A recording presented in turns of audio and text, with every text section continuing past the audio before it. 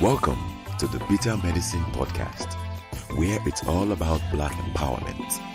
Our show focuses on Black news and entertainment, arts, science, economics, history, people, and strategies that uplift, empower, and motivate Africans within the diaspora. And now, your host, whose favorite color is black, Goku.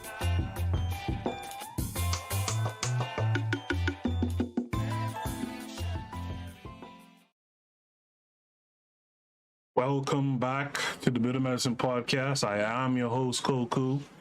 Glad to be back again. It was a good show on Saturday, this past Saturday. Take a sip of water here. Should be a good show today. Just before this holiday, this so-called Christmas holiday coming up, I will be doing a live show on Saturday. Depending on how things go tonight, it could very well be that unity discussion that we talked about a few episodes back. So if you're interested in the unity discussion, if you're interested in taking a part, for those of you who are on with me live today, you can see I have the Discord invite in the chat room. Click on the link, download the app, it's free. Join our Discord, and when we have that live discussion, it'll be easier for ones of you to jump on voice and have a discussion with me. We could also have people in the chat room, that's fine, but to make the show a little bit more dynamic, it'd be nice to have a few people jump on the Discord and have an actual discussion with me.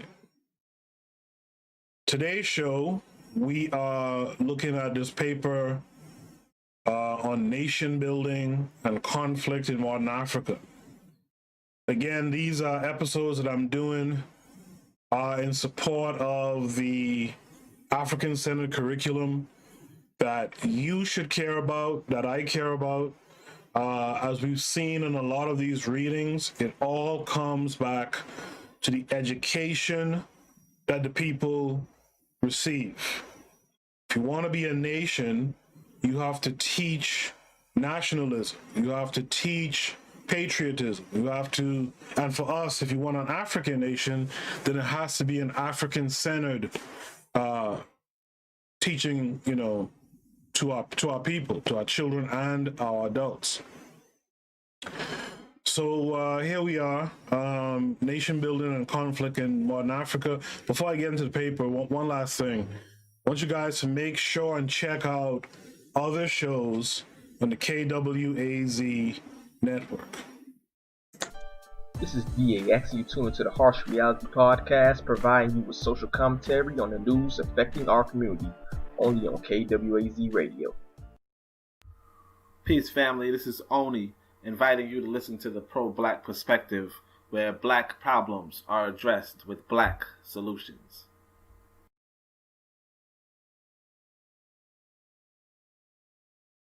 Yes, indeed. Make sure to check out. Also, there's the Queen's Council. And keep, go to KWAZ Radio and, make sure to follow their YouTube channel. There's more information coming. We have new shows that will be premiering in 2021. So stay informed. Make sure to subscribe to all the shows on the network, but also to subscribe to the network itself. Okay. That's out of the way. Let's talk about this paper. And if you're with me live today, I thank you. Peace be to you, folks who are with me live. By all means, make sure to drop a comment, questions in the chat room so that we can discuss it live on air. We can answer any questions or, whatever it is you have in your mind that you want to let out. By all means, you could do that. So this paper is written by some London folks in the UK, Sanghamitra Bandyopadhyay, or whatever the fuck it is, Indian name, and Elliott Green. Thank you, Elliott Green, for having a simpler name. The summary of this paper is this. Nation building has long been seen as an important focus of post-colonial African governments. However, up until now, there has been no empirical analysis of the consequences of nation-building policies. Here we compile an original data set measuring 9 different types of nation-building policies. We first use logistic regression to test the effect of nation-building policies on civil wars using 2 different data sets of civil wars and find no evidence of a negative relationship between nation-building and civil war onset. Furthermore, a survival analysis exercise reveals a robust relationship between the proximity of nation-building policies and the onset of civil war.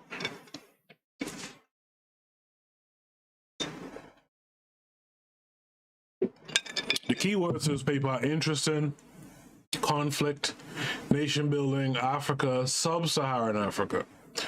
So the introduction. Upon African decolonization in the 1950s and 1960s, social scientists were concerned about the need for what was then called national integration in societies with multiple ethnic, religious, and racial cleavages. This concern has been more recently resurrected by Collier, 2009, Miguel, 2004, and others who have argued for nation building as a policy to promote state building in a continent now notorious for political instability. It is especially important to assess nation building policies in the light of calls for nation building to move on to government policy agendas, especially in Africa. However, heretofore, no one has examined the effects of nation building on national integration in post-colonial Africa. Miguel, 2004, for instance, shows that ethnic diversity does not have an effect on public goods provision in a test site in Tanzania, while it does in similar site in Kenya, but can only speculate as to the mechanisms behind those differences. Similarly, Collier, 2009, argues for nation-building policies while also noting that it is intrinsically difficult to approach scientifically, where the nation-building has been successful. Lieberman and Singh in 2012 used qualitative evidence from 11 countries in Southern Africa to show that the institutionalization of ethnic categories is linked to conflict, but their analysis only investigates some types of nation-building policies and only covers a fraction of the continent. Finally, Cavane in 2005 shows some relationship between national imagery on postage stamps and subsequent conflict, but his results are not unequivocal, and he does not expand his analysis to other types of nation-building policies. Thus, for the first time, we examine here 9 different types of nation-building policies in post-colonial Africa. Right? 9 different types. These policies range from the more banal, such as changing the name of the state, capital, or currency, to more profound changes, such as the declaration of a one-party state, the nationalization of land, and the introduction of obligatory military conscription or national service. We investigate whether these policies have any correlation with civil war onset, under the assumption that we should find that a negative and significant relationship between nation building and political instability. However, in our statistical tests, we find that none of these variables are ever negatively and significantly associated with the onset of civil war, and that across 3 specifications, there is in fact a positive and significant relationship between nation building and civil wars. Interesting fact, right? Furthermore, using survival analysis, we find evidence of a significant relationship between the proximity of the implementation of nation-building policies and the onset of civil war. In other words, we find no evidence that nation-building policies have prevented civil war in post-colonial Africa, despite numerous efforts at nation-building across a variety of states. The paper is organized as follows. In Section 2, we examine the 9 nation-building policies in detail. In Section 3, we present our empirical results.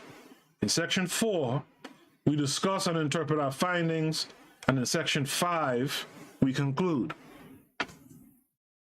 So this brings us to Section 2, nation-building policies. Nation building is today often confused with state building, whereby the former can be classified as the creation of a national community through the political integration of its members, and the latter as the creation of both a monopoly of violence and modern state institutions. Nation building has long been seen as an achievable goal for the governments of new states. In newly unified Italy, for instance, the politician Massimo di Azeglio famously claimed in 1960, "Italy is made, now we must make Italians." You know, when I was skimming through this paper earlier, I saw that and I liked it. Right? Italy is made. The nation is made. Now it's time to make the people. Right? And that's why I always say, you know, Africa awaits its creators. You know, Africa awaits its creations and it awaits its creators. Right? There is an Africa, but we got to build it. And then once we build this nation of Africa, right, filled with its countries, then we kind of, in a sense, we have to rebuild or remake the African to support the nation. That's the only way a nation lives on. You have to make the people in the image of the nation for it to sustain, right? Similarly, new independent or reconstituted states in Eastern Europe after World War I sought to assimilate their populations through language and religious policies. Yet even in older states, the advent of both nationalism and industrialization brought the impetus for states to homogenize their populations through, quote, official nationalism, in order to maintain political control and create a homogeneous workforce. In African nation building, or rather national integration, as it was then called, was accordingly one of the most prominent topics among both academics and policymakers after independence in the 60s and early 70s. Numerous academics like Coleman and Rosberg in 1966, Lamarchand in 72, Sklar in 67, Zolberg in 67, and others focused their attention on how and why certain African governments were better at integrating their citizens than others, right? So this is something that you guys can go and look up these authors. You could look up this paper, look into references and look up these authors and see what it was they were looking at in particular and what were their findings on this topic, right? Why certain African governments were better at integrating their citizens than others, albeit based on only a few years of data. Now, I'm not saying that, you know, these other non-African folks have the answers, of course, but I am saying it's interesting to see how they studied it and what were their perceived outcomes. All right. As regards policymakers, one scholar noted at the time that nation building, quote, takes precedence over all other tasks, including economic development. Zolberg, 1967. Yet heretofore there has not been any comprehensive database of nation-building policies in post-colonial Africa, let alone one that attempts to understand its consequences. Indeed, the attention to nation-building in Africa began to dry up with the onset of economic crisis and the subsequent demise of the modernization theory in the 1970s, as scholars shifted their attention away from internal political developments toward the international political economy. In the case of dependency theory, and micro-level analysis in the case of public choice and rational choice scholarship. While attention began to focus on internal African politics with the burgeoning literature on civil wars in the 1990s, this scholarship discussed the role of natural resources alongside the debate over greed versus grievance at the expense of any analysis of nation-building policies. So, right here in this paragraph, they mention how the attention to nation-building in Africa began to dry up with the onset of economic crisis, right? And, on this Saturday past, the Pro-Black Perspective did this breakdown of a video of, I forget the guy's name now, but this white guy from Sri Lanka was talking about how, and again, we know this, right? Those of you who are here, for the most part, you guys are the initiated. You know this already, but Africa is made to be the way it is, right? Because if Africa was strong, then Europe and Europeans would suffer. Just about everyone else, I should say Eurasians actually, would suffer. And so what I always find interesting, and I'm sure that they're trying not to have scope creep in these analysis, right? The authors are trying to prevent scope creep, but at the same time, it is important to discuss, why the attention to nation building would begin to dry up with the onset of economic crisis when you guys, right, the Eurasians, create the economic crisis.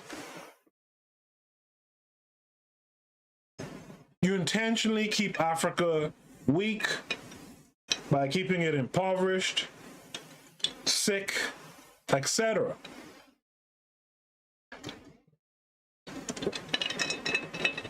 And then you wonder why, you pretend to wonder why, why isn't Africa nation building anymore? As such, we consider 9 different types of nation building policies here, all of which have been implemented in at least 6 instances. While at first some might appear banal in their effects on national integration, such as changing the name of the state, capital city, or currency, scholars like Billig in 1995 have long considered their effects on nation formation merely to be subtle rather than unimportant. In the African context, Young in 2004 previously noted how innumerable rituals of state drummed the national idea into the public consciousness. National holidays, national anthems, and daily flag raising ceremonies at all administrative headquarters. In a dozen banal ways, the nation was subliminally communicated through its ubiquitous flag, its currency, its postage stamps, and its identity cards. What does that sound like to you guys? Especially you guys here in America. What does that sound like to you?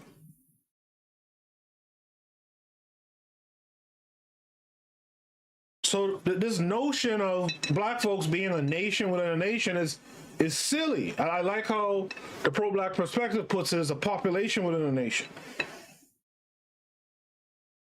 These guys are pushing their thing every day.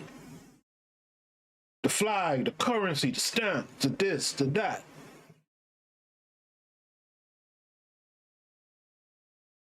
When you're a nation, you at least have that.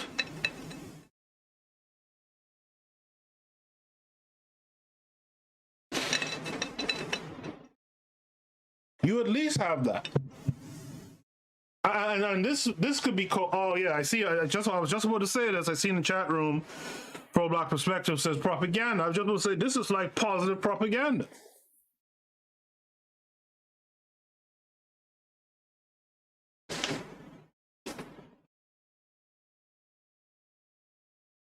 However, our goal here is to examine variation in nation-building policies across Africa, and inasmuch as all countries adopted new flags and anthems upon independence, we do not include flags or national anthems in our analysis.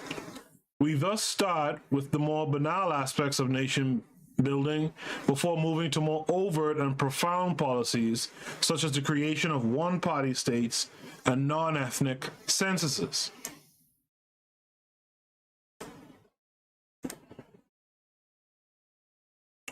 A. Changing state names.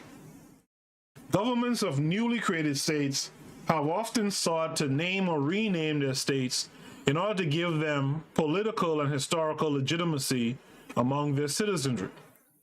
Outside Africa, the new government of the Gilbert Islands changed its name to Kiribati upon independence in 1979 to reflect the local pronunciation of Gilberts, while the governments of Ceylon and Burma changed their countries' names to Sri Lanka, I just spoke about Sri Lanka, and Myanmar in 1972 and 1989 respectively, in order to replace former colonial state names with indigenous ones. Right? Remember, I talked about this before, the power in naming things. Right? There's a power in naming stuff, and you have to overturn names of oppressors, especially in your, in your nation, right? And that's some of the things Africa hasn't done. And the Caribbean hasn't done some of it too. Like, you can still find the Queen on certain money. Right? And I understand, a lot of the countries in the Caribbean are still part of the Commonwealth. But get rid of that too, But this is interesting. I've never heard of the Gilbert Islands.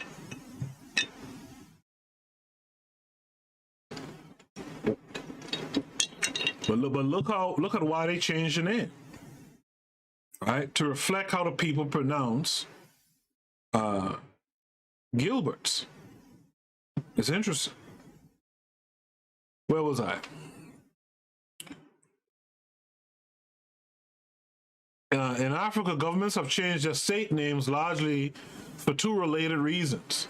First, several governments renamed countries whose names derive from extant indigenous ethnic groups and were thus seen by post-colonial rulers as divisive.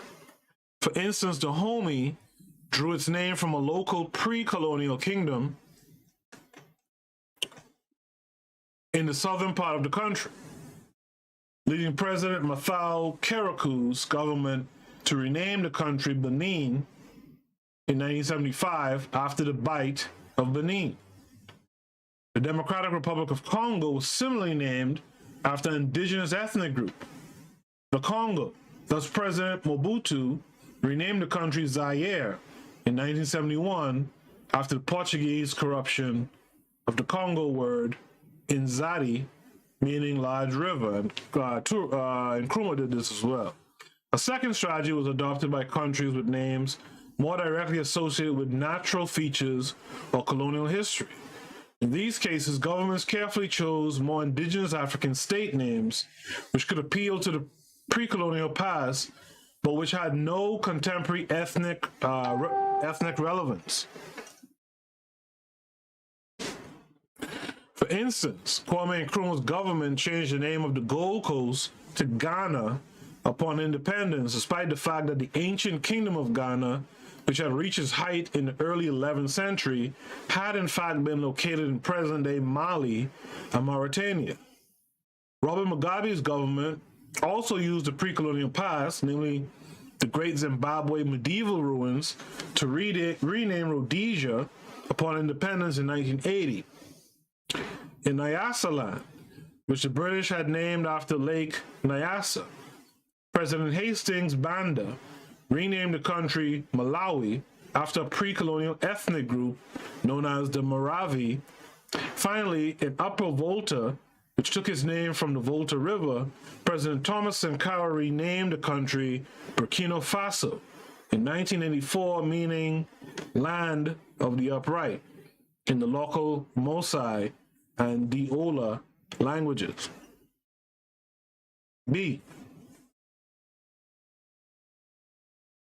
And remember, these numbered, these lettered sections, we're discussing, different aspects of nation building, right? Different ways folks have gone about nation building in the past.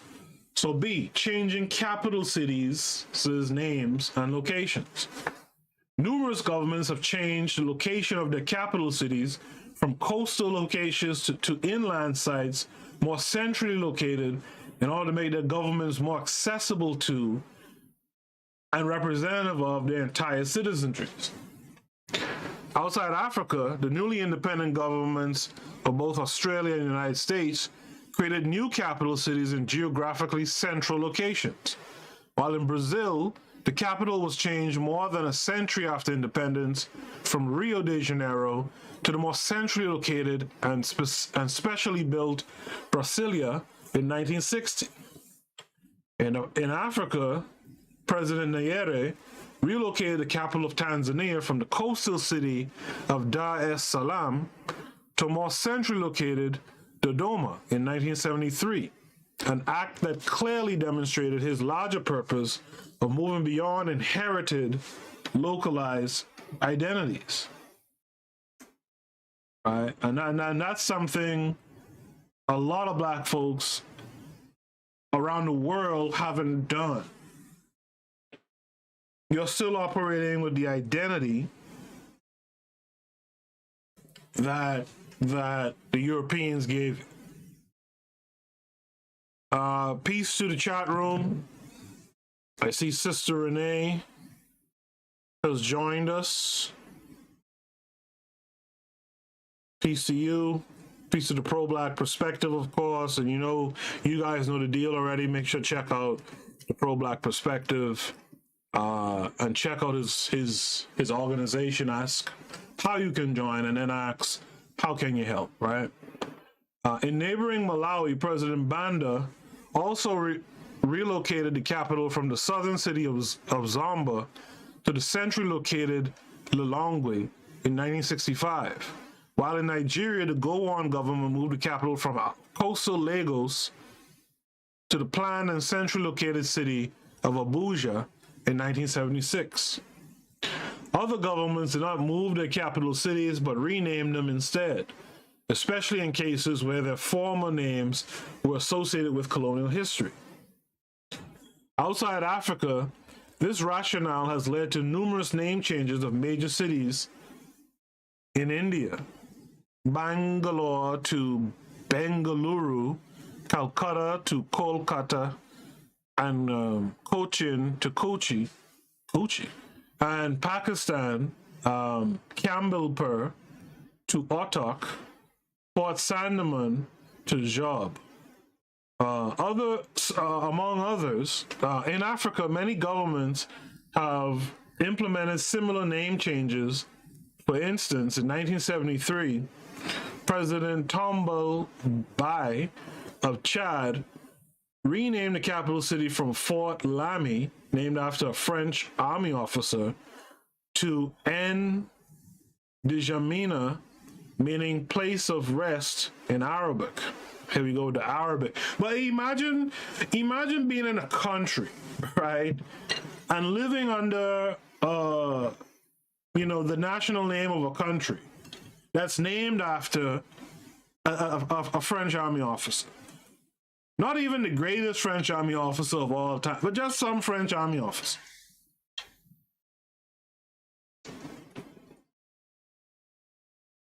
Not that you want to be named after the greatest French army officer of all time, to be clear, right? Upon independence in 1975, the Mozambican government renamed its capital city from Lourenço Marques, named after a 16th century Portuguese explorer, to Maputo, which took its name from a local river.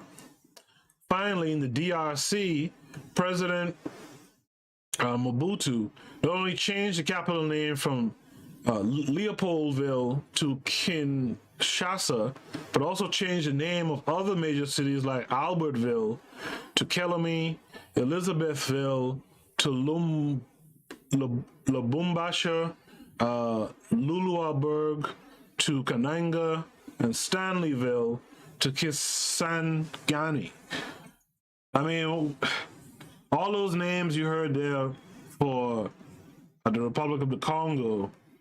I mean, if you read the book King Leopold's Ghosts, or you listen to our when we had the book club, when Carl Hezekiah and I had the book club, you'll be familiar with a lot of those names there, right? Particularly Stanley. So that brings us to C. Changing national currencies. Remember, I mentioned a lot of Caribbean nations still have the Queen or something on the currency, or at least on some bill, if not all, but some bill, there's still so-called Queen Elizabeth on there. Right? Helen Air in 1998, among others, has argued that national currencies can contribute to nation building in a variety of ways, both not only through the imagery present on notes and coins, but also through the stable management of currency that can help to provide for stable governance. That's a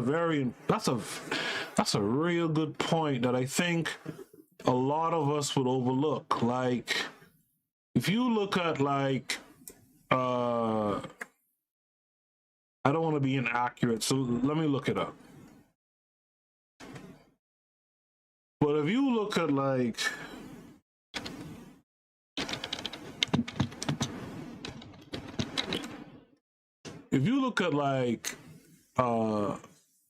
the US dollar, right? And this is not to pick on them or anyone.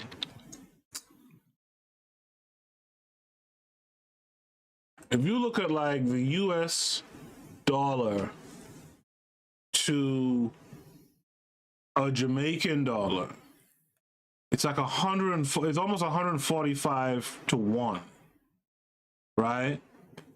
And so this point that they make here about the management of things. So it's not just even who you have on the dollar, right? But it's also in how well you're able to manage the value of the currency. That also helps provide a stable governance or stable nation building too. And that's something I hadn't considered before. You know, imagine, like, I'll put it like this, and again, I'm not picking on them, but imagine like Garvey on a bill. Imagine Garvey on a bill that when you stack, against the world, around, the world or the West or whatever, imagine Garvey on a bill that's not worth much of anything. You really wouldn't want to do that. And that's something I never really considered before. In Africa, most countries inherited colonial names for their currencies, including the franc, pound, and escudo in Francophone, Anglophone, and Lusophone Africa, respectively. As a result, many post-colonial governments changed the name of their currency as a symbolic gesture after independence. For instance, Kwame Nkrumah's government replaced the Ghanaian pound with the cedi in 1965, named after a local Akan word for a cowrie shell, while in both Malawi, 1968, and Zambia, 71, the pound was replaced by the kwasha, which means dawn, in both the Bemba and Nyanja languages. Similarly, in Sierra Leone, the new currency became the leone, after the name of the country, while in Angola, the escudo was replaced by the Kwanza, the name of a local river. That's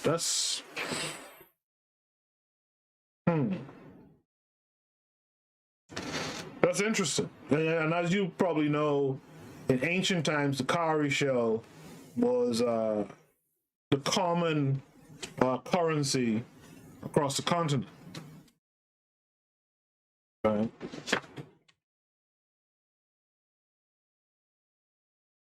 In Francophone Africa, A majority of former French colonies continued to use the CFA franc after independence.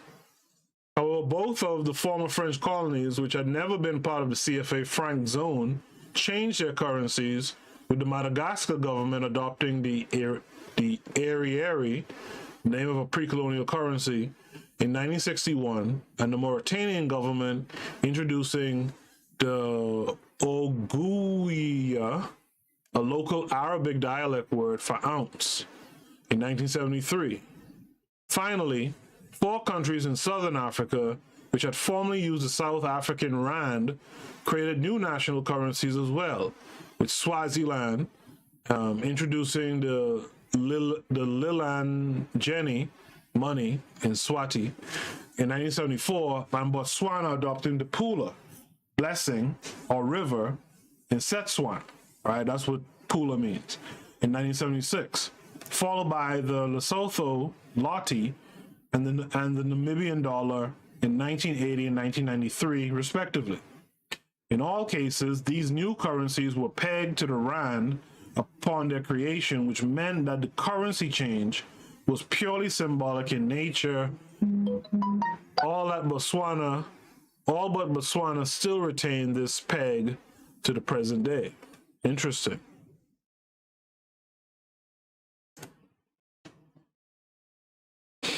You know, let me just say too, one of the reasons why I chose to read these papers to you guys as opposed, because, you know, is that synthesized in these papers is a lot of knowledge from a lot of different places, books, other research, etc. And so you get a swath of information when you read these papers. And if you take the time to really go back and look through the references and stuff, you could get a whole lot of information, right? D, conscription and national service. The importance of military conscription for nation formation has long been noted by scholars of nationalism. For instance, in Russia, the introduction of conscription in 1874 drew from the idea that obligatory participation in military service presents the best means for the weakening of tribal differences among the people. While in Weber's 1976 classic study, one of the mechanisms that turned peasants into Frenchmen in the late 19th century was military service. In Africa, many countries have similarly promoted obligatory military conscription and or national service for secondary school or university students as a means to integrate their citizens. In Angola, for instance, all citizens over the age of 20 have been required to serve 2 years in the military since 1993, while in Sudan, the National Service Act of 1992 mandated 2 years of national service from all citizens, but with a reduced load of 18 months and 12 months for high school and university graduates, respectively. Similarly, Eritrea introduced conscription after its independence in 1994, whereby all citizens of both sexes must perform 18 months of military service due to the government's claimed need to foster national unity among our people by eliminating subnational feelings. You guys probably know that like in Israel, you know, that's what they do as well. In fact, I'm reaching out to the basketball heads here. If you guys know who Ray Allen is, and you followed his career from UConn, right? When he played ball at UConn, Ray Allen played with a real good point guard named Sheffer. Forgot the first name right now, but named Sheffer, who was an Israeli national. And Sheffer could have probably played in the league, but because of the Israeli thing, we had to go and serve. You know, we never heard from that guy again, right? I'm talking about real good basketball player, right? In the chat room, peace goes out to Athrazer. Athrazer says the Nigerian NYSC is a great idea. Don't know how it's being implemented. Athrazer, if you can, put a little bit more info about the Nigerian NYSC for me in the chat room. So other governments have instead promoted non-military national service. So, before I go any further, that's a question I'd like to ask you guys. In this vision of a united Africa, right, a strong nation of Africa with all its countries within,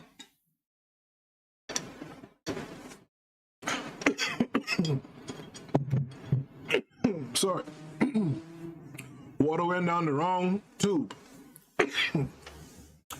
With this idea of this African nation with all of its countries, number one, do we have a super military representing the whole continent, or do we remain with the individual countries within the nation having their own military? And number two, do we make it mandatory to serve, right, in the military?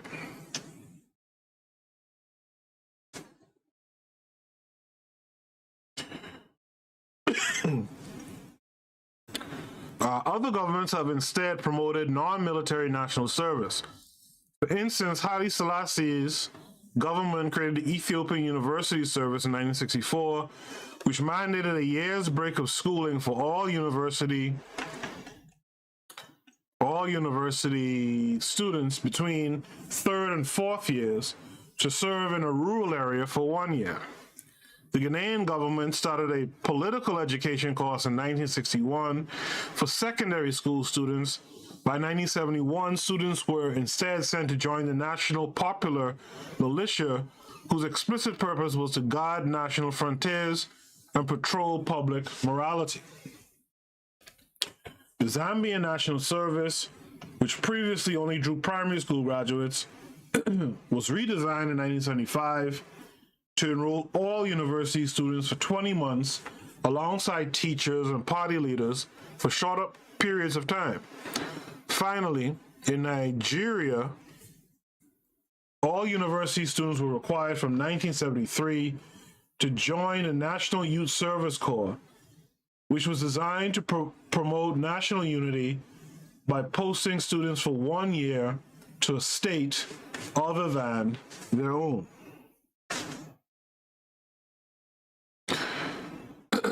This brings us to C, religious and linguistic homogenization.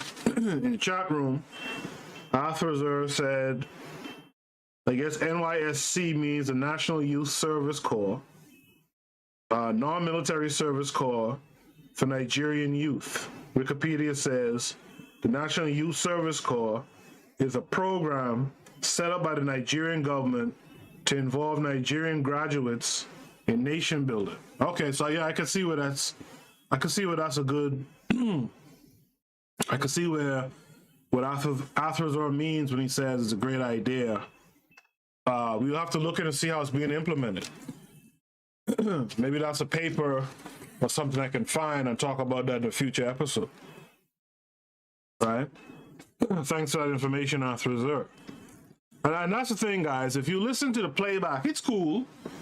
I'm sure it's cool, but when you join us in the chat room and we have these kind of, these discussions that have, some dynamic character to it, it's fun. And you could be a part of it by jumping on the live. Make sure you subscribe, click the bell for notifications, jump on the live, be in the chat room, and let's talk. Let's chop it up. So that brings us to E, which is the 5th of the 9 different ways to go about nationalism. Is religious and linguistic homogenization. Good God. Homogenization. Jesus. Nation building has historically meant religious and linguistic homogenization to the point where many scholars, such as Layton in 2007, hold language-speaking communities and nations to be largely synonymous. In Africa, several governments have attempted to promote a national or state religion. For instance, in the Declaration of Islam as a state religion in Mauritania in 1985 and Comoros in 2001, and the incorporation of the Sharia law into the Sudanese legal code in 1983. While most African states have continued to use their former colonial language as their main lingua franca, in a small number of cases, African regimes have promoted a new lingua franca. For instance, upon independence, sorry, my throat is out of whack, messing me up. For instance, upon independence, Somalia was divided by two former colonial languages, English and Italian, alongside 10 different writing scripts for Somali. As a result, Sayed Barre's government passed a law in 1972 declaring Somali with a standardized Romanized script as the new sole official language. Most famous in this regard was President Nyerere's declaration of Swahili as Tanzania's national language in 1967, which involved promoting its use in government, schools, and in media. While Nyerere also personally translated several of Shakespeare's plays into Swahili. Why would you do that? By the way, I'm not you probably noticed already, I'm not a big fan of this national religion type stuff, but okay. Indeed, numerous scholars, such as Collier, 2009, Eifert et al., 2010, Lieberman and Singh, 2012, Miguel, 2004, and Young, 1976, have emphasized Nyerere's policy of language homogenization as perhaps the most important reason behind the lack of political conflict in post-colonial Tanzania. I know some of you in the chat room, like the Pro-Black Perspective, for example, have discussed and have studied and discussed Tanzania. What are your thoughts on that statement that Nyerere's policy of language homogenization as perhaps the most important reason behind the lack of political conflict in post-colonial Tanzania? What are your thoughts on that statement? Put it in the chat room or type it in the comments if you listen to the playback. However, perhaps the best example of a regime that promoted religious and linguistic homogenization was Haile Selassie's Ethiopia, where Amharic became the sole language of primary education in 1943, and literature was banned in all other languages. I like that. In a particularly clever move, Selassie also required missionaries to use Amharic. Don't like that, since they were already predominantly located among non-Amharic speakers.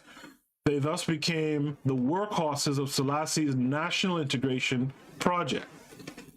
Okay, I did read about that in His Majesty's book. So yeah, Selassie also severed the link between the Ethiopian and Coptic or Egyptian Orthodox churches, thereby turning the Ethiopian church into a national church for the first time. As such, the first ever native Ethiopian Abun, which is the archbishop, was appointed in 1951 and promoted to patriarch in 1959. Moreover, the 1955 Constitution declared the church to be the national church and for the first time legally required the emperor to be a member of the church. The Penal Code of 1957 established official religious holidays, all of which were Orthodox festivals, while the Constitution required the emperor to be named in all religious services. Although public office was not denied to non-Christians, by the late 1960s, 13% of the members of the Chamber of Deputies were Muslims. Makakis and beyond, 1967. Many non-Amharic and non-Christian Ethiopians converted to Christianity and or changed their names to Amharic ones as a result of these policies. Republican, so we're at F now. Republican and centralization policies. Take a sip of water here. Hopefully this don't kill me this time. Almost did. Across the developing world, numerous politicians have seen the maintenance of local ethnic identities as an impediment to the construction of new national identities. President Samora Machel of Mozambique, for instance, famously declared that, quote, "For the nation to live, the tribe must die." I like that, actually.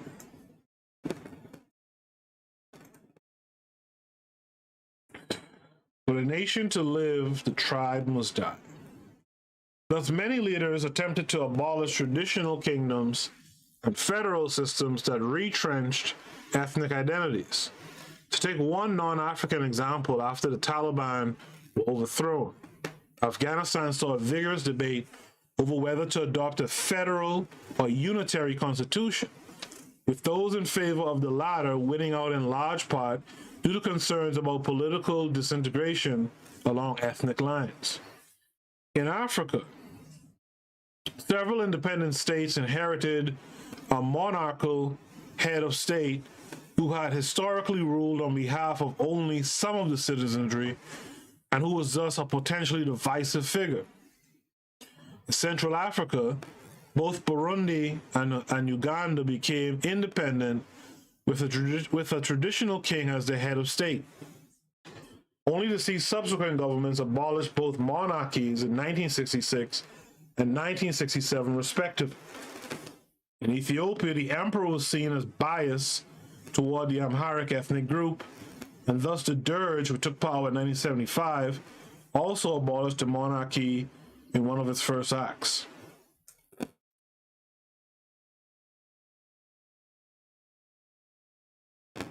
For all my Rastafarian people, that's why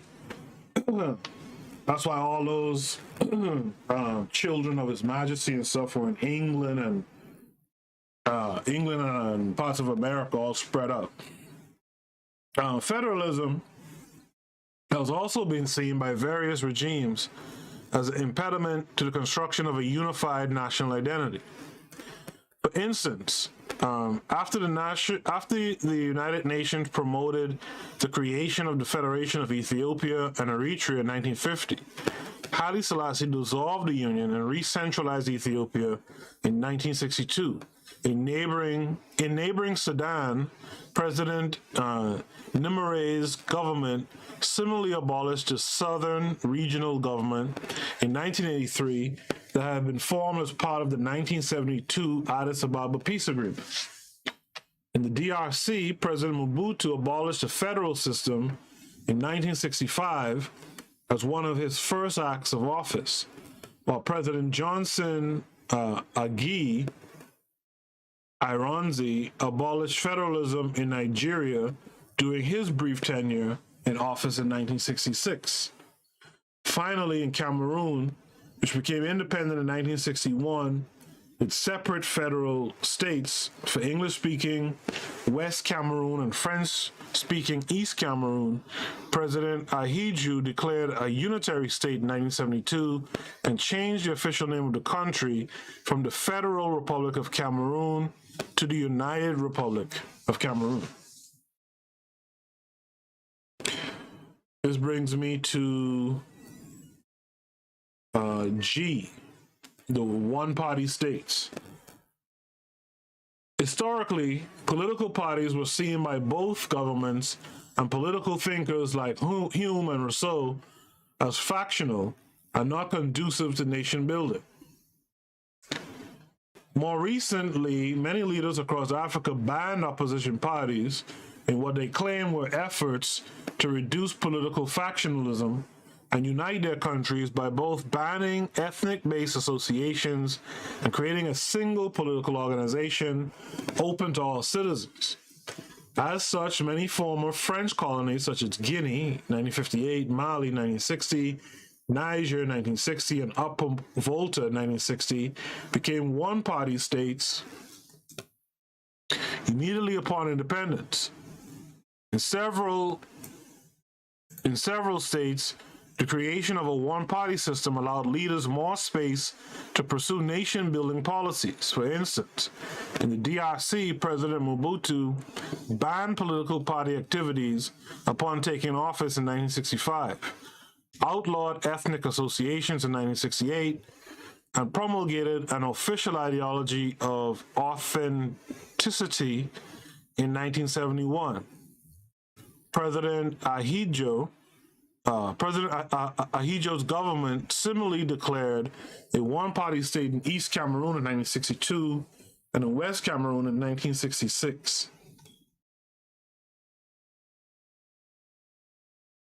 Subsequently outlawed any associations exhibiting an exclusively tribal or clan character.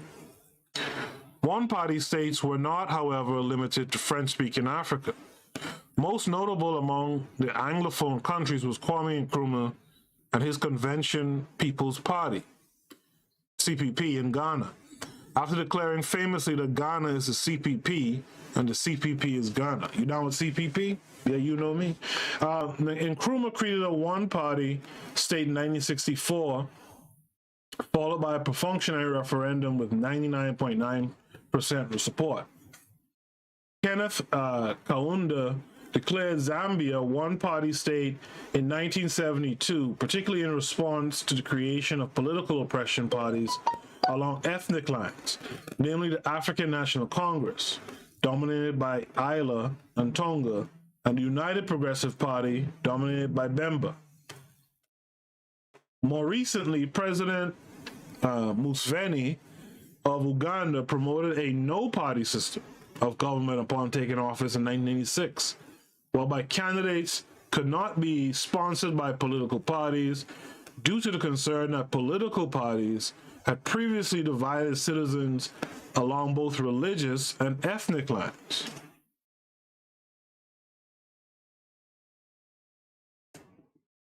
However, despite a referendum which found majority support for a continuation of no-party rule in 2000, a second referendum was held in 2005, which instead produced support for a return to multi-party politics, and in 2006, Uganda held its first multi-party election since 1980. What are you guys' thoughts on that? Do you lean one party or no party?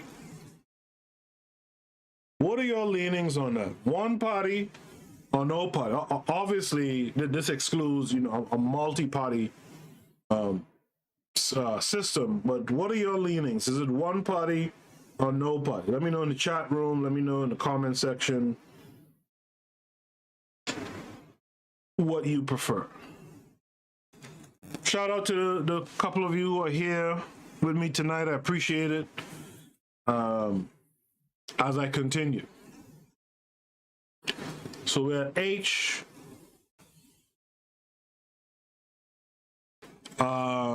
The non-ethnic censuses.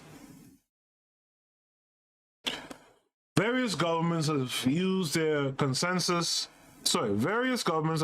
censuses as tools of nation building, not only in Africa. Anderson in 1991 has argued that censuses in Southeast Asia help to create nations through enumerating citizens and thereby including them in the national imagined community, quote unquote. More recently, Lieberman and Singh, 2012, have similarly noted how the institutionalization of ethnicity through censuses can be linked to the subsequent outbreak of political violence. In Africa, there has been a conscious decision in such states as Ghana, Malawi, and Tanzania to not collect census data along ethnic lines from the late 1960s, In Ghana, hold on. Yeah, in Ghana, the Ashapong government also banned the word tribe from official government usage in 1972 as a step to, quote, as a step to eliminate divisive and tribal forces which militate against national unity and progress. In the Central African Republic, national governments failed to collect data on ethnicity in the 1961 and 1975 censuses, fitting it in with the emphasis on citizens' common Bantu origins expressed in the opening line of his national anthem, which starts off, "O Central Africa, cradle of the Bantu." In the chat room, I see we've been graced by the presence of Baku Omubu. Peace, family. Thank you for joining us today. To continue, thus by 2000, only 44% of African countries asked questions about ethnicity on the census, compared to 65% in Asia and 83% in North and South America. Indeed, countries like Rwanda, which had previously always asked questions about ethnicity in census questionnaires, declined to do so for its first post-genocide census in 2002. Similarly, the Khartoum government refused, against the wishes of the government of Southern Sudan, to ask questions about ethnicity or religion in the Sudanese census of 2008. So the previous question was, do you prefer a one-party or no-party system? My current question is, do you prefer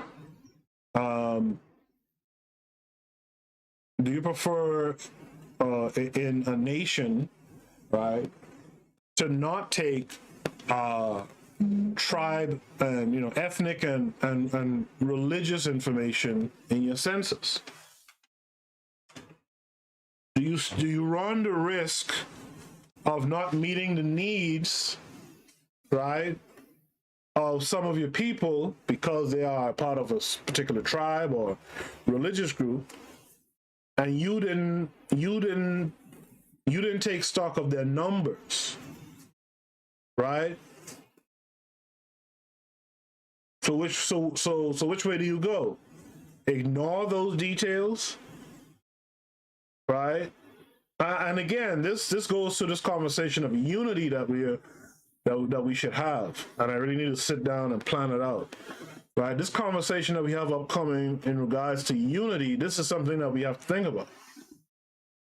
Right? So which one do we prefer? Which one do you prefer? Which one resonates with you the most? Right? Run the risk of not, because you didn't take account of the numbers of the different sects within your nation. So maybe you somehow, but then again, if you're nation building properly, you should be looking to meet all the needs of all the people. And everyone should be working, again, the idea of communalism, everyone should be working towards uplifting everyone else. So then that brings up the other question, that brings us back to the other question of, do you need this data? Do you need these numbers? Right? We can argue that people use these numbers, and I know this is true like in some parts of the Caribbean, like in Trinidad, where there's a big Indian population and stuff like that. Depending on who's in power, they look out for their people. And a part of what helps them to do it would be the census. They know that the number of Indians or the number of blacks is this, that, and the other, and they move accordingly.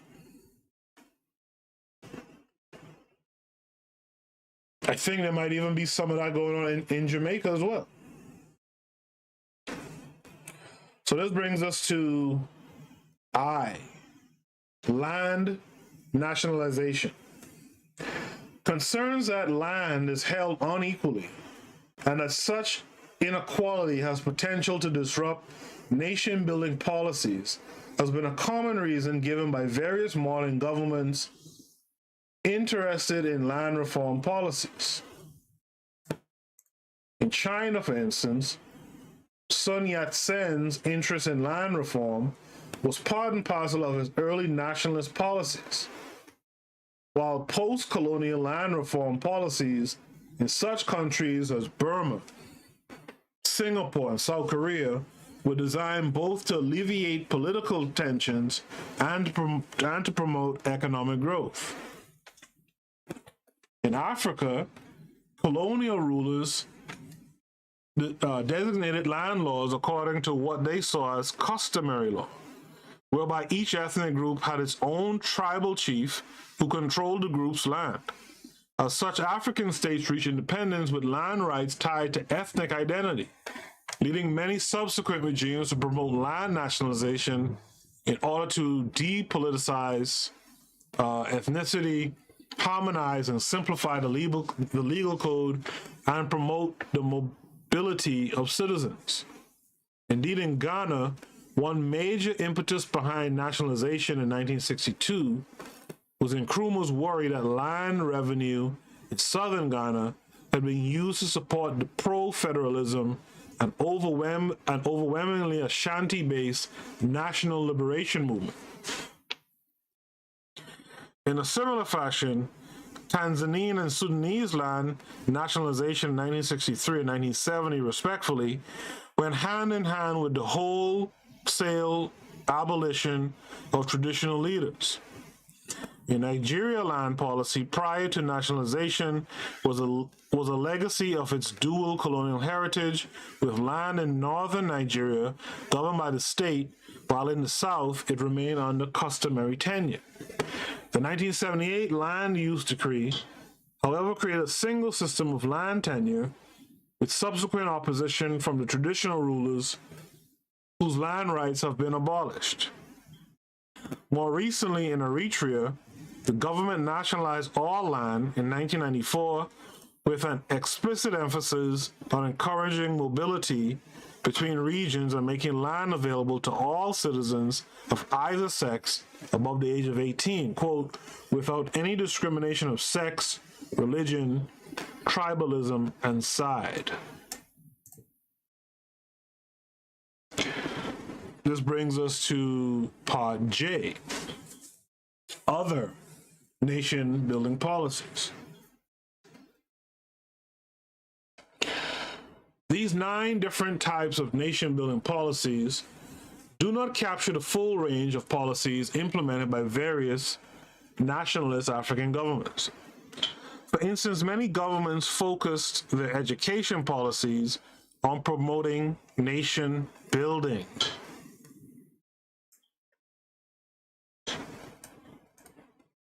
For instance, many governments focused their education policies on promoting nation building.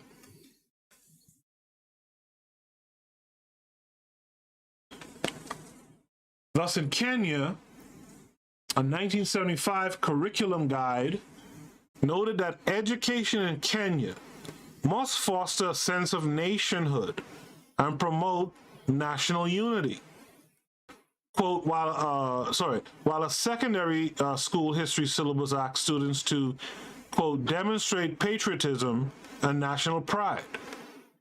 Similarly, in Nigeria, President Yakubu Gowon's government required pupils to recite the national pledge at the beginning and end of each day. While in Zambia, secondary schools were to impart and instill in the pupils a knowledge of and a pride in Zambia's heritage. Finally, in Mozambique schools, were exhorted by President Samora Machel to be, quote, centers for the propagation of national culture and affirm and develop our Mozambican personality by strengthening our unity, end of quote. In particular, Machel's government promoted a new promoted a new nationalist, quote, people's history through efforts to not only collect local histories, but emphasize their national commonalities. Other policies were more outlandish. As with state capital and currency names, several presidents changed their names to more African-sounding ones. President Etienne Eyadema of Togo changed his first name to Nansingbe in 1974, while President Francisco Macias Nguema of Equatorial Guinea changed his name to Maisie Nguema Biogo Negui Endong in 1976. Change your name, brother, but you ain't gotta add names to it.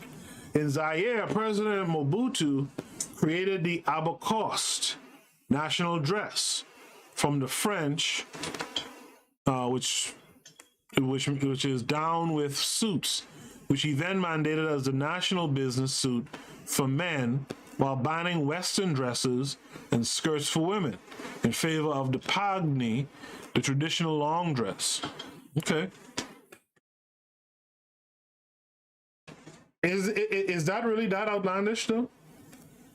Kenneth Kaunda similarly declared in Shima, which is maize meal, which is a cornmeal, the national food, and the shitang skirt, the national dress in Zambia, despite the fact that both had been introduced by European settlers. That sucks. Other leaders, such as Hastings Banda in Malawi and Juvenal Habyarimana in Rwanda, promoted nationalist dances celebrating the anti-colonial struggle. And in Mbotu, Zaire, such dance performances were officially described as a national consecration of our vital force and our arrival as a national spirit. In all of these cases, however, the policies are more difficult to quantify than the policies discussed above. In some cases, the total number of policies is very small. For instance, only 7 African presidents changed their names while in office, of whom 2 did so due to their conversion to Islam. Finally, in almost all of these cases, these additional policies coincided with policies which we have already listed above, which suggests that we have already coded their effects quantitatively. When I was growing up in the Caribbean, I'm sure it's still going on, you started your day with the Pledge of Allegiance and the National Anthem in school. When the radio, because there was a time when TV signed off, right? In fact, it's funny to think about it now, but there was a time when TV didn't turn on, as we would say, cut on, till 5 in the evening. And of course, the first thing it started with was the National Anthem. It will sign off at midnight, meaning that there'll be no programming at midnight, and it will end with the National Anthem. Later on, that changed, and TV started to come on at around 3, and it changed again. It came on at 12, and then later on, we got cable and stuff down there. But my point is, nothing started without the National Anthem. Even the radio, 6 a.m. in the morning, the National Anthem played. Right, so it's not, this is, and I know this wasn't listed under outlandish, but nothing's really outlandish when you're trying to create a nationhood mindset amongst people. Well, I shouldn't say nothing, but you know what I mean. In the chat room, Sister Renee is here. She says, tough questions. I think I'll have to give both more thought. Yeah, I mean, those are interesting questions. You would have to really sit down and do a SWOT or pros and cons analysis of of both. You know, do you want one party, no party, you know, etc. So let me take a quick station ID break at this point here, and then we'll come back with the empirical analysis. You are listening to the Bitter Medicine Podcast on KWAZ Radio. This is DAX. You tune into the Harsh Reality Podcast, providing you with social commentary on the news affecting our community, only on KWAZ Radio. Peace, family. This is Oni, inviting you to listen to the pro-black perspective, where black problems are addressed with black solutions. You are listening to the Bitter Medicine Podcast on KWAZ Radio.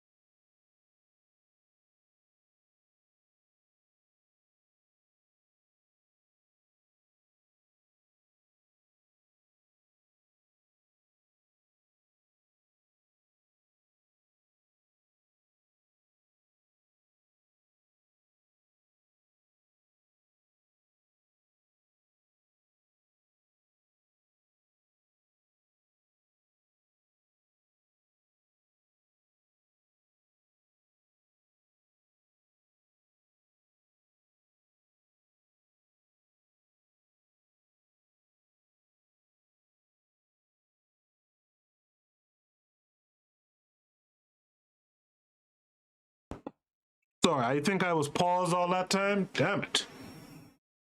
I guess you guys ain't really listening to me tonight. So we got this third part. Let me read this over again.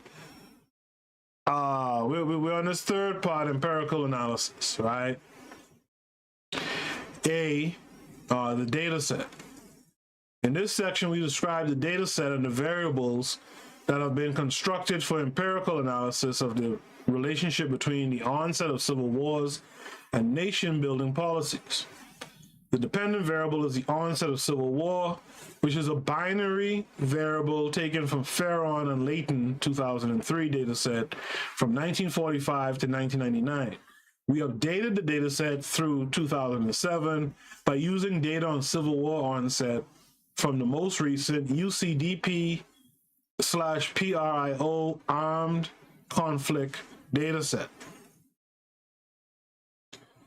I'm gonna I said this while I was muted, but I'll say this again in a second. I want y'all to pay attention to that. The armed conflict data set. The variable takes value equals 1 if there is an onset of civil war in a given year, and a value equals 0 if there is no civil war. So that's the binary variable thing they're talking about. We use several control variables in the estimation of our models. In all cases, we use the 10 control variables, which Farron and Layton, 2003, found to be consistently associated with the onset of civil war, namely lagged by 1 year, GDP, lagged log of population, the percentage of given country considered mountainous, a dummy for contiguous states, a dummy for countries whose oil exports constituted more than 1/3 of their export revenues, a dummy for political instability, in brackets, as measured by whether there was a change in the polity four score by 3 points or more in the previous 3 years, and lag dummies for democracy, right? And anacracy, right? So what am I reading here? You know, this is information that we don't even know. This is information that in the countries that they're studying, the people, right, don't even know.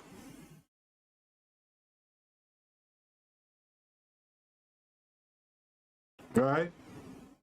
Their country, their countrymen, the people don't even know this information. But these Eurasians, these white folks and others have you pegged. And they actively update the information, right? Even though there seems to have been some lag in the previous data set, it was up until 1999, these guys, Farron and Layton, they updated it to 2007. And I'm sure if someone hasn't done so already, because that's 13 years ago, someone else will come along and update the information. And the thing about that is, like, once you've done the work before, you have the basis for how you're doing it, updating it doesn't become difficult.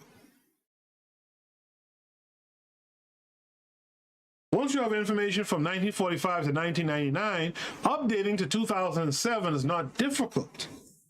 Updating from 2007 to 2020 is not difficult again. And they could use these data sets, right? This information, right? To test a country's stability, which means to say they can test if a country is ripe for the picking from an Excel spreadsheet.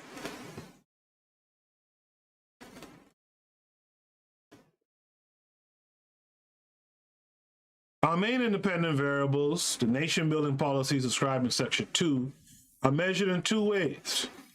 They are first considered as binary variables, whereby they take values equal 1 if a particular nation-building policy is undertaken in a given year, and value 0 otherwise. We also introduce, and before we go to the next part, we see that there's a table of countries included in the analysis. And it's alphabetized. So you can see it goes all the way from Angola, Benin, Botswana, Burkina, all the way to Uganda, Zambia, and Zimbabwe. Right?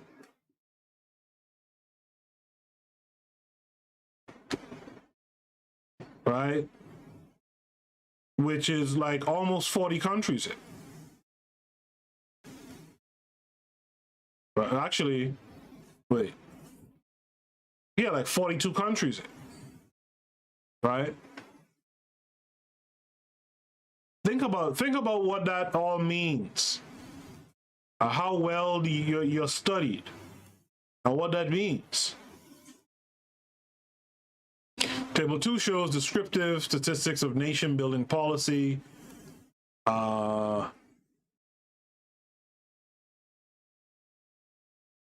I got to read the rest of the paper to understand what it's referring to. But we also introduce a second set of definitions for one-party states: land nationalization and conscription, where the variable takes the value equals 1 for all years for which the policy was enforced, and not just in the year of implementation, to account for the fact that the effects of these policies are spread throughout the period in which they are in place. To distinguish these two sets of nation-building variables, we identify them with a 1 or 2 suffix, as in one party and one party 2.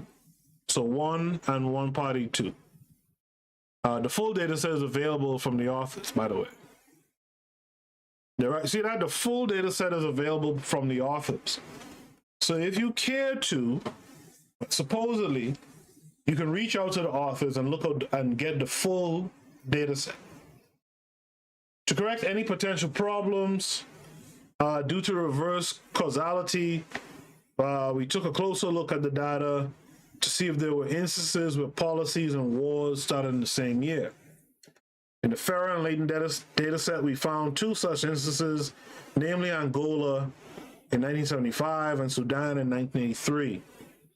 In the Angolan case, we decided to delete it as an example of civil war onset, in as much as fighting between FNLA, MPLA, and UNITA began years before independence and cannot thus be said to have begun in 1975. In Sudan, the abolition of the federal Southern Regional Government took place in June '83, a month before the founding of the rebel SPLA in exile under a platform which explicitly mentioned the South's federal powers as a casus belli, assuring us that we have coded the data correctly. Inasmuch as the September laws, which declared Sharia law as a state law in Sudan, were implemented after the civil war had already begun. We code it here as a policy from 1984 instead. The summary statistics of each of these nation-building policies are summarized in Table 2. There are 42 countries in our data set, listed in Table 1. As can be seen in the summary statistics, the frequency of nation-building policies range from 6 religious and language homogenization policies for a mean of 0.0031 per country year to 46 declarations of one-party states. In order to address issues of endogeneity, whereby governments might have implemented nation-building policies in order to help heal the wounds of previous civil conflicts, we also use a subset which excludes all country years after the first onset of civil war in each country. This smaller sample leads us to drop 3 countries altogether as they saw an outbreak of civil war upon or before independence, namely Angola, the DRC, and Rwanda. In other cases, we only include a small number of country years due to the approximate outbreak of civil war after independence, such as with Mozambique, 2 country years, Chad, 6 country years, and Nigeria and Sudan, 8 country years each, among others. For countries which saw no civil war, we use the full set of country years in each sample. The descriptive statistics for this subsample is available upon request. Part B of this section, nation-building policies and civil war. So they're going to talk about some models here. I'm not going to break down models and all that kind of stuff. That is, even if I understand them. So I'm just going to read through it and try to connect what I can to the main focus of the paper. In this section, we examine the relationship between nation-building policies and Civil War onset. We use a logistic regressions approach to estimate the relationship between onset of Civil War and nation-building policies. The model we estimate is given by, and they give an equation. I'm not gonna try to decipher it, but they're gonna describe it. So bear with me. Where Y subscript U represents the onset of civil war in the country. Y subscript U represents the onset of civil war in country I, and time T, right? Taking a value of 1 if the event occurs and 0 otherwise. And I think that's the most important part of that, to be honest. We report our results in Table 3 with the 9 nation-building policies listed above each subsequent column. For the sake of simplicity, we do not report the coefficients and standard errors for the 10 aforementioned control variables. In panel A, we represent the results of the regressions with nation-building policies using the full data set. In panel B, we represent the results of regressions using our smaller subsample, excluding all country years after the first onset of Civil War. The number of observations for panel A is 1,937, while for panel B, the number is 1,280.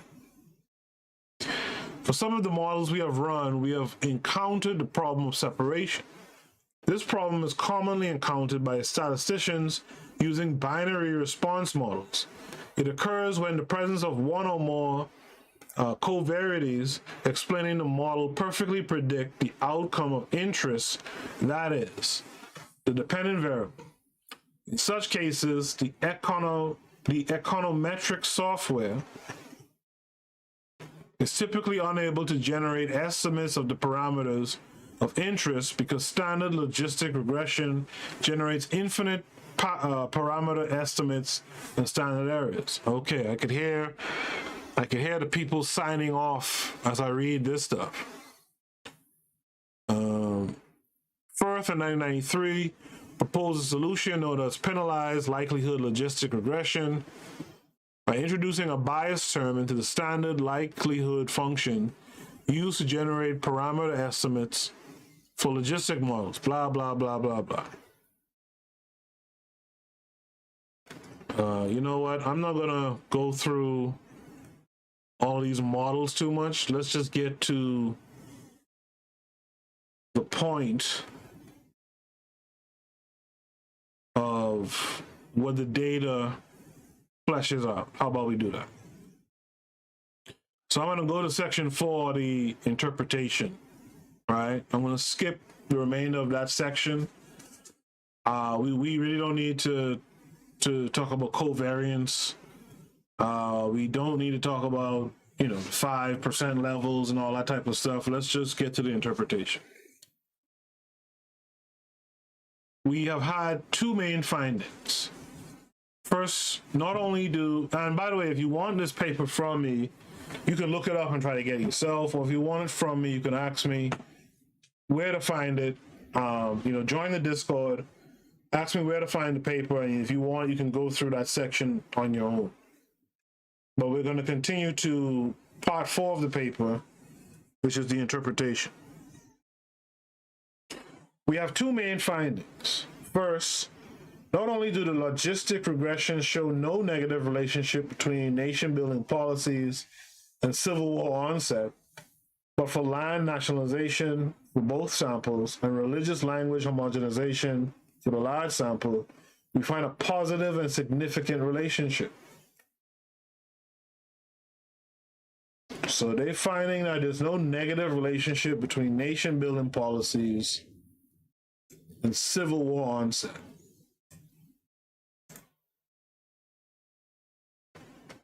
But for land nationalization and religious language homogenization, they find a positive and significant relationship.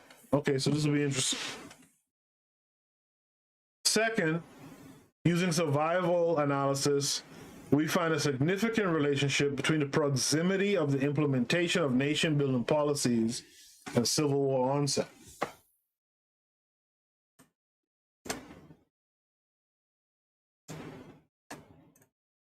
Just highlighting some stuff here. These findings can be explained by the fact that many of these nation-building policies were merely seen as a smokescreen to advance the interests of the president and his party. For instance, Kwame Nkrumah's attempt at conscripting Ghanaian youth into his young pioneer movement quickly degenerated into an indoctrination of Nkrumahism, with a resort to ritualistic pledges of loyalty to Nkrumah. While leaders were recruited on the basis of party loyalty rather than ability. Perhaps most importantly, however, in many instances, nation-building policies were highly controversial and led to more conflict than integration. For instance, in Nigeria, the 1979 and 1983 presidential candidate Obafemi Awolowo claimed that if elected, he would hire the American Walt Disney Corporation to convert the new site at Abuja into an amusement park, in large part because his constituency in Lagos and the Southwest stood to lose out on the move. In Côte d'Ivoire and Malawi, the new capitals happened to be either in or very close to the president's hometown, which meant that subsequent capital city development, including the construction of the world's largest church in Yamoussoukro, Côte d'Ivoire, was viewed as ethnically biased. As regards language policy, while President Idi Amin of Uganda declared Swahili as the national language in 1973, language became synonymous with his murderous regime, and the language was eventually scrapped as a national language in the 1995 Constitution. I remember that, actually. All right. Finally, land nationalization in the 1970s in both the DRC and Sudan allowed migrants to acquire land outside their traditional regions in Darfur. In the eastern DRC, this policy led to increasing land inequalities as locals saw their land increasingly occupied by migrants, eventually contributing to the outbreak of violence, Sons of the Soil conflict, and civil war in both locations. Yet perhaps the best example of failed nation building in modern Africa was in Ethiopia, where Haile Selassie promoted Amharic and Orthodox Christianity in a manner highly reminiscent of previous attempts at European nation building. Just as 20th century, I'm glad they said that too, right?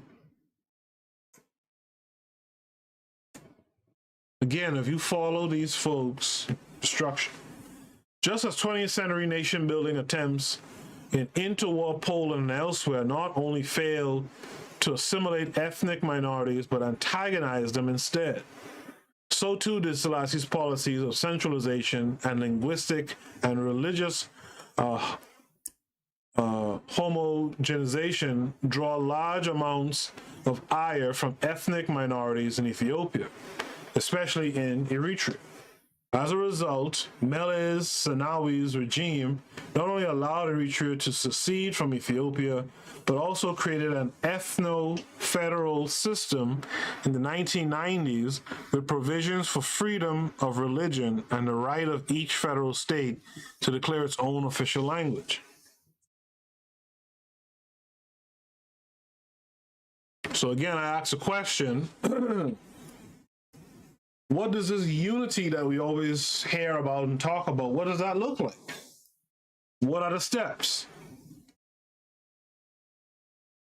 These failed cases of nation building put Tanzania's more successful experience into question.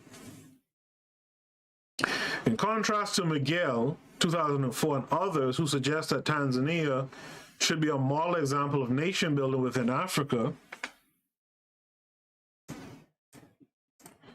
evidence here suggests that Tanzanian nation-building policies may not have been particularly helpful in the formation of a Tanzanian national identity. Indeed, there were 8 distinct examples of nation-building policies in post-colonial Tanzania, or 1 more than Ethiopia or Sudan, and 1 less than Nigeria and Uganda, all of whom have had far more conflictual political experiences than Tanzania. Why was moving the national capital from a coastal city toward one more centrally located, less controversial in Tanzania than in Nigeria? And why was land nationalization so much more divisive in Sudan and Uganda than in Tanzania? And perhaps most importantly of all, why did the promotion of Swahili in Tanzania have such a radically different outcome than the promotion of Amharic in Ethiopia or Swahili in Uganda? The obvious answer is that deeper structural reasons, such as a lack of inter-regional inequalities in Tanzania, have been more responsible for its exceptional stability than any other particular set of policies.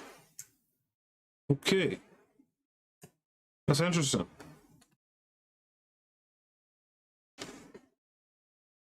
A lack of inter-regional inequalities in Tanzania has been more responsible for its exceptional stability than any one particular set of policies. And if you remember, Tanzania is 2 countries put together as one, right?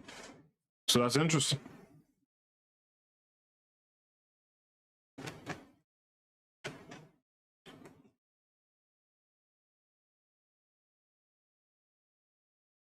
So let's just go back up and look at something. They should have it here.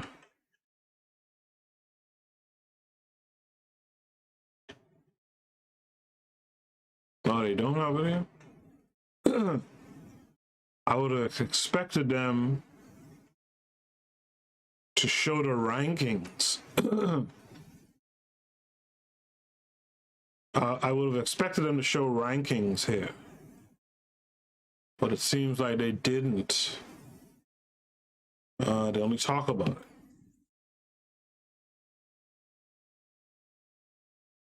But that's interesting. So this brings us to the conclusion, part 5 of the paper. In this paper, we develop a new data set of 9 distinct types of nation-building policies in post-colonial Africa. We use this data set to assess the relationship between the implementation of nation-building policies and the onset of civil war. In contrast to previous research, which hypothesized a negative relationship between nation-building policies and civil war onset, we instead find no evidence for a negative relationship. In addition, we find a positive and significant relationship for land nationalization and religious language homogenization for the full sample, and for land nationalization using a smaller subsample, excluding all country years after the onset of the first civil war in each country. Using survival analysis, we also find a significant relationship between the proximity of the implementation of nation-building policies and civil war onset. As such, this paper adds to other evidence that nation-building policies do not promote political stability and may even promote instability, as for instance in the positive correlation between higher levels of education and ethnic violence. Let me read that again. As this paper adds to other evidence that nation-building policies do not promote political stability and may even promote instability, as for instance in the positive correlation between higher levels of education and ethnic violence. More generally, however, It suggests that nation building should not be seen as a panacea for African conflicts, that copying Tanzania is not a recipe for success. And I've seen others who have said Tanzania essentially is the recipe for success. In other words, promoting political stability in Africa is a long and difficult process, and it's not one that can be easily achieved through select policies. Future work may wish to investigate additional nation-building policies, focus on culture, education, and sports, among others. Culture, education, and sports. Okay. Additional work could also investigate these relationships at a more micro level, both quantitatively and ethnographically. Indeed, recent experimental studies of the relationship between national symbols and national identity has produced equivocal results. In a series of experiments in Israel, Hassan et al., 2007, found that subliminal exposure to the Israeli national flag has a moderating effect on subjects' identification with Israeli nationalism, while in the United States, Kamelmier and Winter in 2008 found that exposure to the American flag increased feelings of superiority over other countries, but did not increase patriotic feelings of love for the U.S. Isn't that interesting? Isn't that interesting? Right? Is that true with our ADOS and FBA American subjects?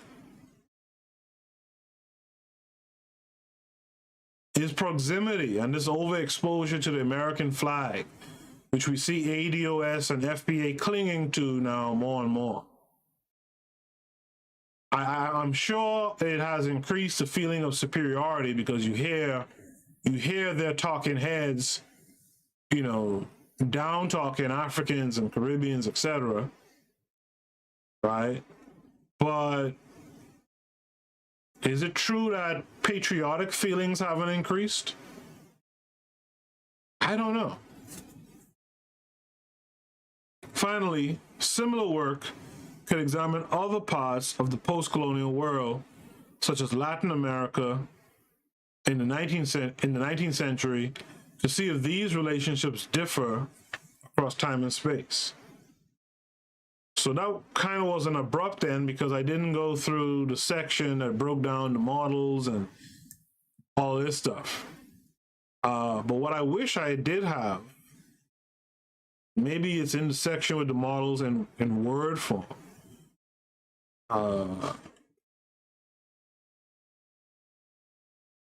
Yeah, right before the interpretation, they did a summary.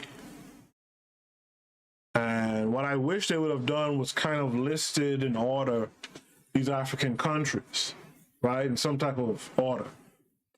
To summarize the results, they said, we find a significant relationship between the proximity of the implementation of nation-building policies and civil war onset for both the full sample and the subsample, excluding countries with no nation-building policies. In other words, the proximity of nation-building policies increases the risk of civil war onset. And, one of the things I thought about when I chose this paper and I read its summary is the idea of, Africa awaits its creations and its creators. But however, you do have to deal with the Africans there.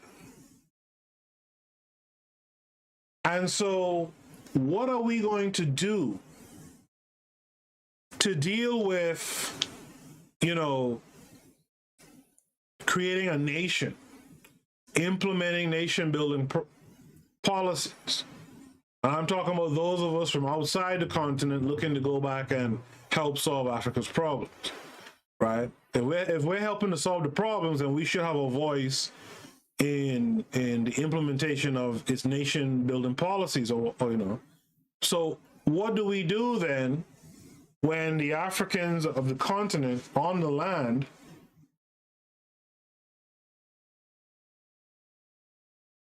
have a problem with what we're doing in the continent?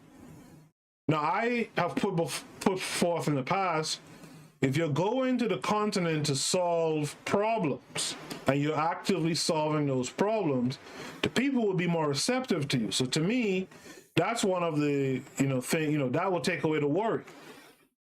But if you go into Africa looking for handouts, like I see a lot of folks out here doing all the time, well, how come Africa ain't giving us no land?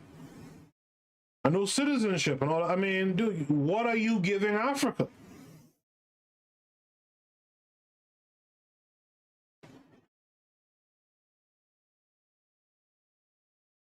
Because if you go there with your hand out, your pockets pulled out and your hands, the palm of your hands facing upwards, with people who have problems of their own and they have problems solving it, and you want to talk about building a nation in that paradigm that I just described, you're crazy.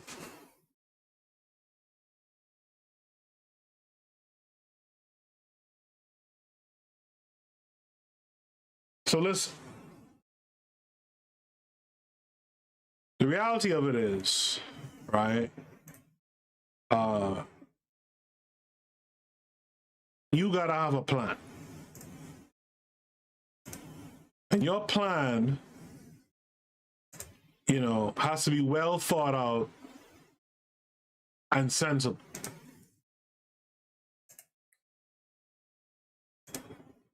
You cannot just go into someone else's country, right? Albeit family. And you don't have a plan to unite the folks, right? You don't have an education on the topography or what have you of the country.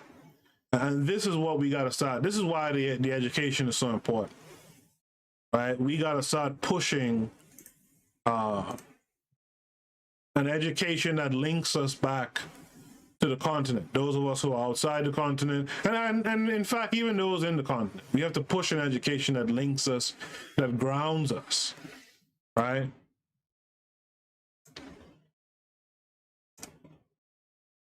Or else all this other talk we're talking about economics and all that is doomed. Right? All of that is doomed.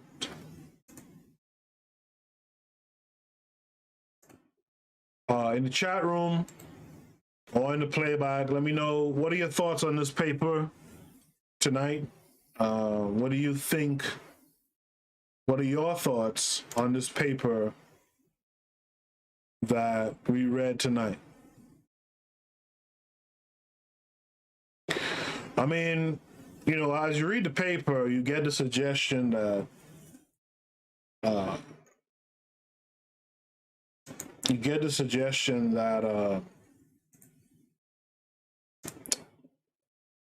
what am I trying to say?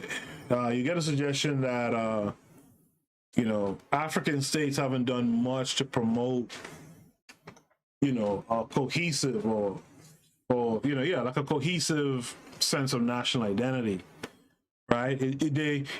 Meaning that some people did this, some people did that, some people did what some might call outlandish, but there's nothing that's been done across the board, right? And what the authors are kind of trying to put forth is like, the government should like concentrate their efforts on more policies that promote like a national bond, that promote this unity that we keep talking about, right? And if you do that, then you'll prevent these future conflicts. I think conflicts are natural, to be honest, in nation building. I feel like you're gonna have to fight for certain things, and the winner will dictate which direction you go. But I do believe, if I interpret the authors correctly, I do believe that the problem with Africa is that they didn't experiment a lot with what would work and what wouldn't post independence, right? They didn't try different things and see what fit their demographic, right? So, for example, what worked in Tanzania might have worked elsewhere if it was done right, if it was tailored right, or maybe just absolutely wouldn't have worked. But what Africa needs to work on, we being a part of Africa, we need to work on coming up with common activities that start to bring the people together. So that's why this little discussion I guess we're gonna have on Saturday, maybe. I'll stay tuned to social media. I'll post about it if we're doing it Saturday.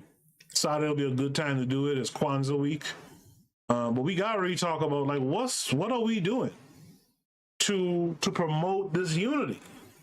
What are we doing to get there? Because clearly, if we're not on the same page, for the most part at least, we're gonna have problems, right? We're gonna have problems. So anyway, it looks like there's no more comments in the chat room. I'll leave it there. Thank you for those who tuned in. Thank you for those who were here live with me in the chat.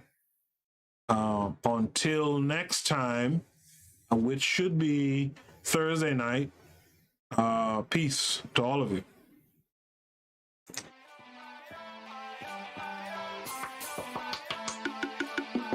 Thanks for listening to the Bitter Medicine Podcast with your host, Koku.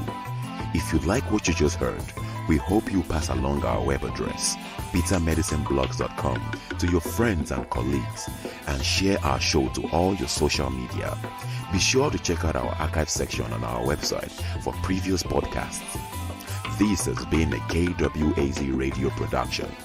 Join us next time for another session of the Bitter Medicine Podcast.